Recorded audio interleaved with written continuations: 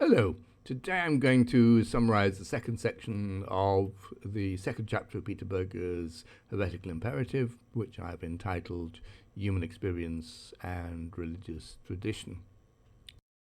So the book itself came out in 1979 and is concerned with possibilities of religious affirmation in the modern world.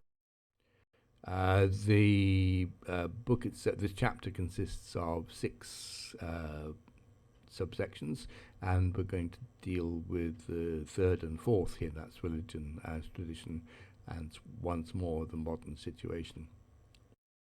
So, religious experience. Phenomenologically, Berger sees two distinct forms of religious experience as being at the core of religion, and all religions originally derive from these, and that is the experience of the supernatural and the experience of the sacred. But religion is not universally or uniformly distributed amongst people.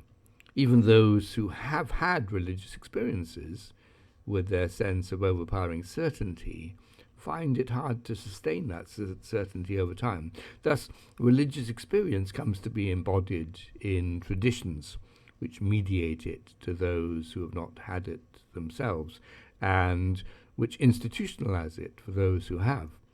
The embodiment of human experience in traditions is not unique to religion. It is a general feature of human existence and underlies social life.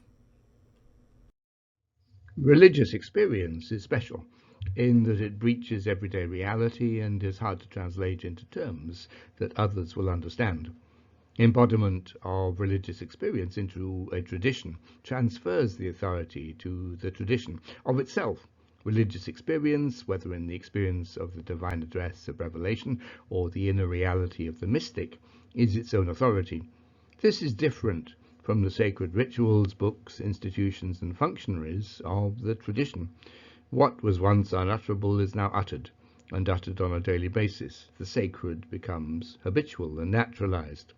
Once religious experience has been institutionalized as part of normal social life, it depends on the same social processes that maintain the plausibility of any other experience, that is, social consensus and social control.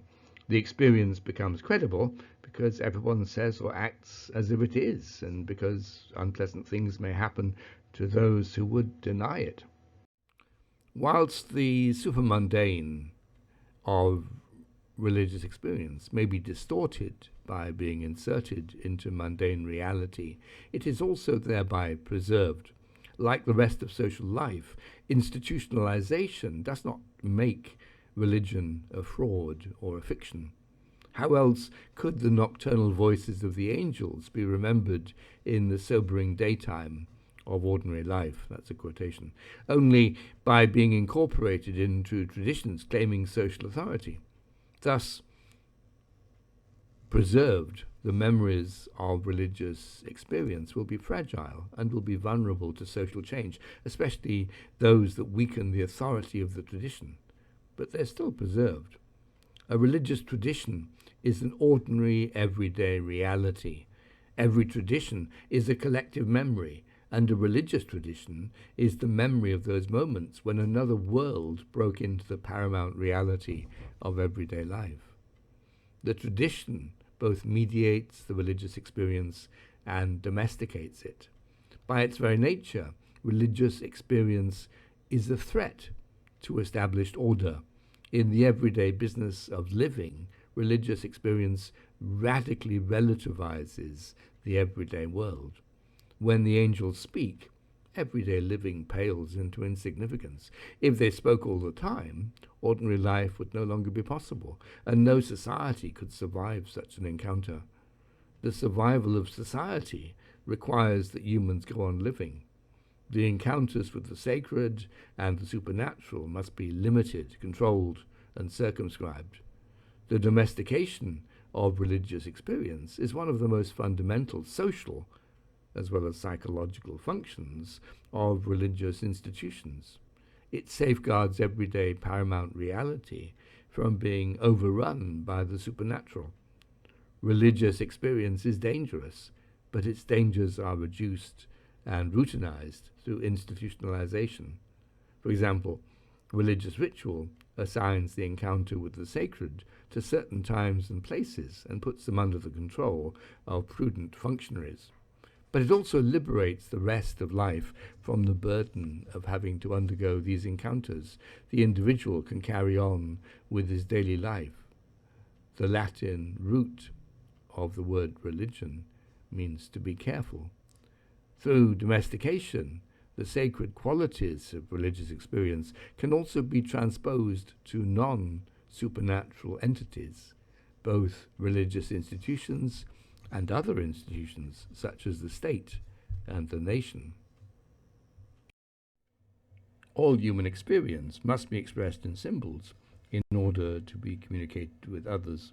Thus, when religious experience is expressed in language, it is included, or may be imprisoned, in a specific body of symbolism with its own history and social location. For example, the Arabic of the Quran had a pre-Islamic history, which shaped its character and capacity to symbolize experience. Muhammad was shaped by this language and by his own social milieu. If he had communicated in Sanskrit or Chinese, it would be a different expression of his religious experience. The religious experience and the symbols in which it is communicated have a dialectical relationship. Both influence the other. Thus, the religious message can't overpower the body of symbolism used to express it. Literal inspiration is impossible. The language of any religious tradition is a human language which carries with it a vast assemblage of memories, most of which are not religious. But neither is religious experience a mere reflection of the language in which it is expressed. That is contrary to Feuerbach and his concept of projection and its subsequent development by Marx and Freud. Religious experience has its own validity, and the religious virtuoso uses language to project his religious experience. Yes, religion is a human projection because it's communicated in human symbols, but it's motivated by an experience in which a meta-human reality is injected into human life. An important part of any religious tradition is the development of theoretical reflection. This can be sophisticated theoretical edifices of vast scope, as in the great world religions, or less sophisticated bodies of myths, legends, and maxims.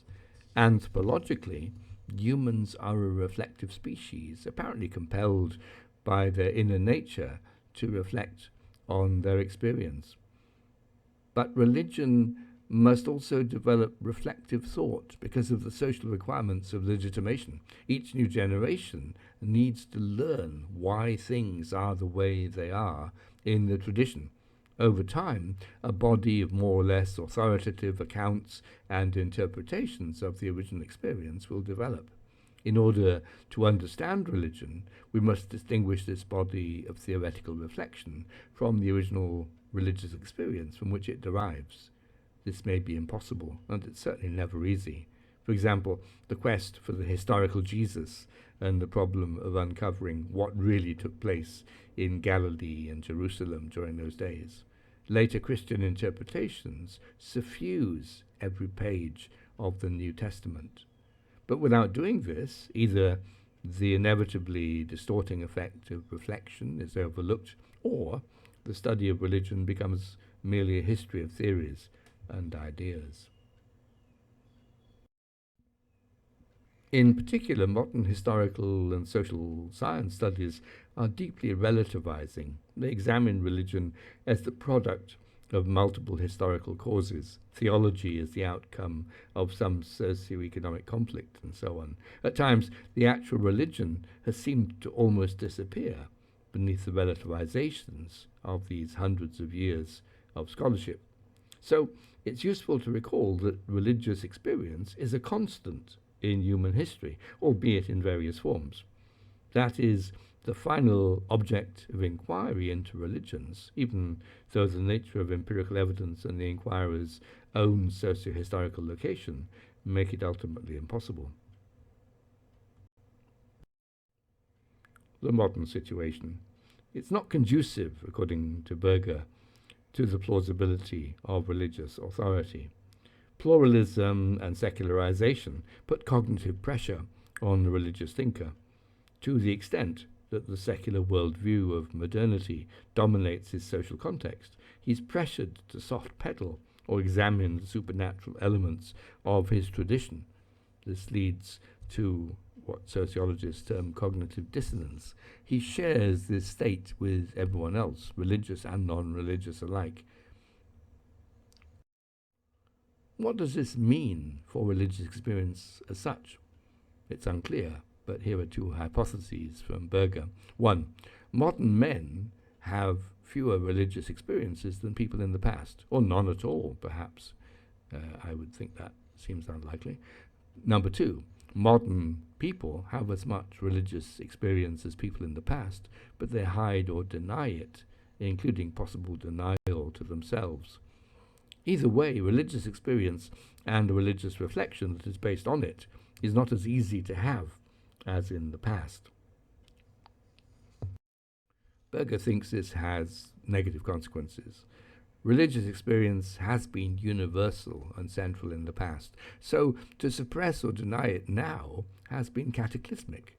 Nietzsche's The Death of God. A world made colder by the death of God. We have loosened the earth from its sun.